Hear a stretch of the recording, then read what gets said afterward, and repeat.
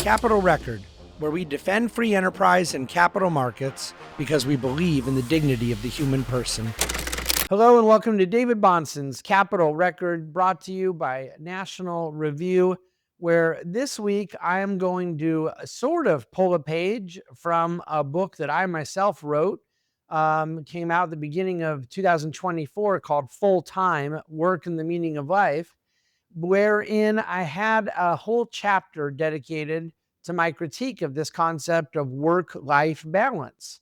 And I talk about it all the time. I've done over 200 speeches and interviews about the book since it came out.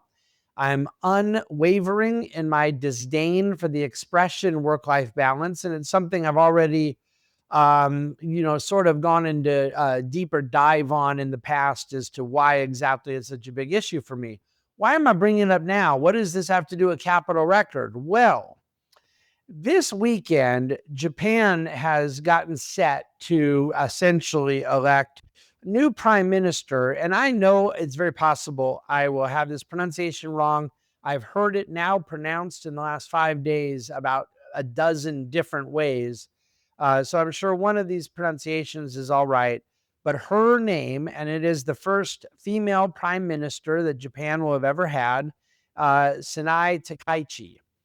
And the reason that I'm bringing her up in Capital Record is not necessarily to get into some of her elements of economic policy, although I'm quite intrigued and even a little bit excited there. She is indeed the not only the first female elected, but someone who has said publicly that she had idolized Margaret Thatcher growing up and views Lady Thatcher as one of her mentors. That is, shall we say, a very good omen going in for the growth-starved nation of Japan. But the reason I'm bringing up work-life balance is that she, in the aftermath of her robust victory over the weekend, said this, that she was planning to, and I quote, abandon the idea of a work-life balance. I will work, and work, she said. Then telling lawmakers, I want to have everyone here work like a workhorse. She's a staunch conservative lawmaker advocating that the legislator who's been elected to work for the people of Japan are going to work hard. Oh, the horror. But specifically tying it in to her dislike of this expression that I am already on the record as saying I equally hate, which is work-life balance. Well, there are now a group of lawyers representing victims of something in Japanese culture called karoshi, which is, I guess, what they refer to as death from overwork, if you believe such a thing exists. That there has been a culture of Japan of abusive, long and excessive hours, and they're begging her to retract these egregious comments. I'm reading word for word and criticizing her statement where the government has been trying to create a healthy work environment, and she wants to revive an outdated mentality. My friends, and then they specifically said, we are furious. She doesn't understand the feelings of people who've lost family members due to overwork. She should apologize. My friends, people do not die from working too hard. They die from purposelessness, from loneliness, from alienation, from being deprived of the great soul-giving, life-giving results of work. Work feeds a healthy life. And to the degree that someone is not taking care of nutrition or taking care of proper physical needs, they don't die from working too hard. They die from abusing their body, which is categorically different. And also, by the way, not at all connected to working too much. In fact, people rest deeper when they have a properly ordered understanding of work and rest, which was laid out for us by our Creator God, who worked for 6 days and rested on the seventh.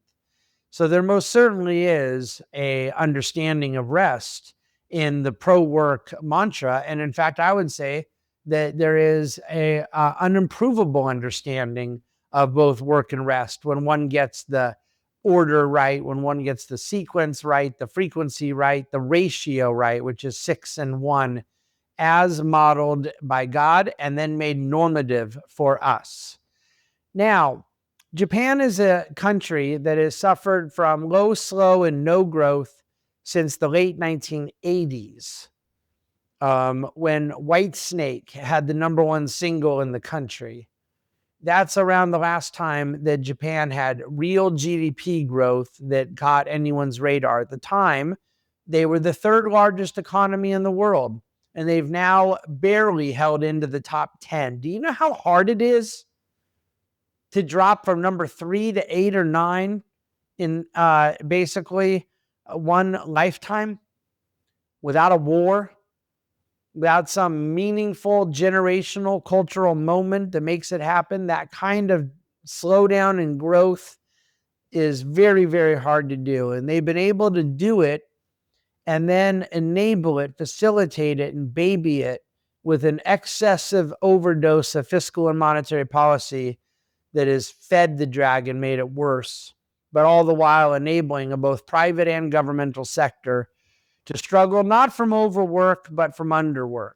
And to the extent there has been a robust pro-work culture that it has existed in Japan, it has existed as almost a subculture, and it has also existed as the only thing holding any semblance of economic growth together in what has become a stultified and dulled economic society. What she has said ought not be apologized for. It ought to be repeated. When she says she doesn't have room for work-life balance, she recognizes that work and life are not in tension with one another because work is a vital part of our life. That what people mean by the fact that there are multiple priorities that all people have, and we are limited as finite creatures by time and space, and therefore we can't do all things at once. That is a basic statement of the sky is blue. Of course, I can't be recording this podcast right now and at my kid's soccer game. That there are limitations to how we can be 2 places at once. That's not called work-life balance. That is called dealing with the day-to-day priorities and realities of life. And we're not balancing work with our life. We do not say this about anything else other than life. Perhaps what she's doing is calling out the hypocrisy, because we don't say marriage-life balance. We don't say kid-life balance. We only say work-life balance. When in reality, what we mean is marriage and kids and church and community and recreation and work are all a vital part of our life. And we have to figure out how to go about living our life with wisdom. And that sometimes there are trade-offs. And what she is leaning into in a time of emergency, the leaders of Japan ought to recognize it as an emergency that they have gone with such low, slow, and no growth for so long. And with 250% debt to GDP, they have no easy solutions. That they have a lot of work to do when their central bank owns their entire bond market. Somebody running on the basis of work-life balance should get 0 votes. You need someone to work like a workhorse to hold the other public officials accountable to the same work ethic. It's appalling anyone would be offended by what she said. It's to be celebrated what she said. And it is the actual American ethos that made us the largest economy in the world. And if we want to go to number 3 and then number 8, I suggest we keep using phrases like work-life balance. Thank you very much for listening to David Bonson's Capital Record. Look forward to being with you again next week.